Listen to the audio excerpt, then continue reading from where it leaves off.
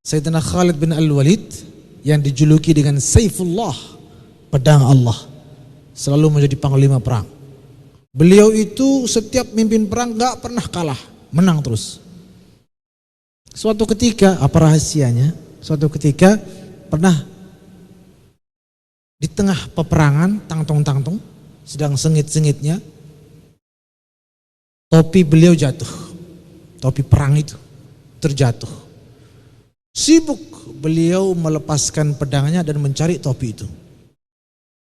Sampai sahabat lain sambil perang, panglima, cari apa? Kan pedang di tangan, cari topi saya, katanya.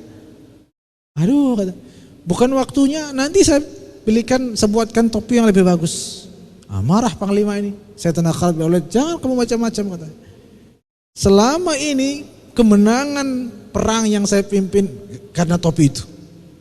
Coba. Semakin heran sahabat, ada apa? Ternyata setelah selesai dibongkar oleh Sayyidina Khalid bin Walid, dijelaskan ke mereka. Karena di dalam topi ini dikeluarkan ada satu helai rambut Rasulullah sallallahu alaihi wasallam.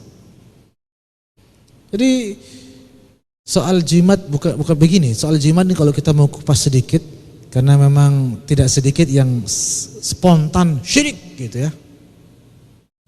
Banyak orang sensitif sekarang. Ziarah kubur syirik, pakai jimat syirik, pakai kalung syirik, semua syirik. Seakan-akan Allah menciptakan kita ini untuk dicampakkan ke neraka semua. Pintu syirik di mana-mana ditaruh. Kok begitu Islam? Syirik itu pintunya kecil, sangat kecil, sulit dimasuki oleh umat Islam. Bukan seakan-akan kadang-kadang ada dakwah-dakwah, ceramah-ceramah, kesannya pintu syirik di mana-mana.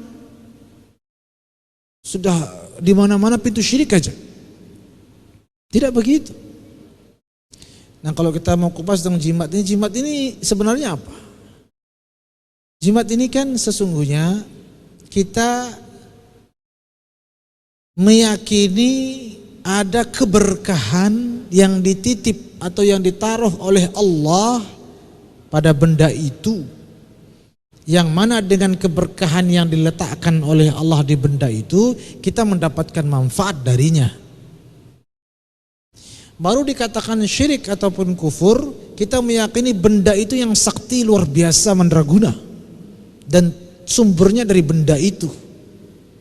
Tapi kalau masih dari Allah, Allah yang taruh, dengan izin Allah benda itu bermanfaat. Di pedang saja, HP saja, ini kan bermanfaat. Tapi apakah kita meyakini manfaatnya dari benda HP ini? Kan tidak. Kalau itu keyakinan kita kafir, nauzubillah min zalik. Tapi kan tidak, Allah yang membuat HP ini bermanfaat sehingga kita bawa kemana-mana. Dan kadang-kadang kita ketergantungan sama HP kan gitu. Ada yang bilang itu syirik? Tidak ada. Apa bedanya dengan jimat? Kalau sebenarnya tidak ada beda-bedanya dengan jimat. Kita meyakini manfaatnya dan besar manfaatnya sampai kita bawa kemana-mana. Tidak kita bawa kelupaan, tidak tenang kita, ya kan? Pulang kita. Nggak ada yang berpikir itu syirik. Padahal jimat begitu juga. Kita meyakini itu bermanfaat, iya, tapi bukan dari bendanya. Dari Allah Subhanahu wa taala. Entah ada ayat-ayat sucinya, pernah dibacakan oleh orang soleh ayat-ayat Quran atau doa-doa. Atau misalnya kalau buat cincin pernah dipakai oleh seorang waliullah. Atau tasbih misalnya, kenapa tasbih ini saya pakai? Ini dipakai 40-an tahun oleh bapak saya, dipakai baca selawat. Saya yakin berkah luar biasa, kemana-mana rasanya tenang. Itu tidak syirik. Nah, kan yang kayak HP tadi kan kita kalau ada bawa HP tidak tenang kita. Kenapa itu nggak dibilang syirik?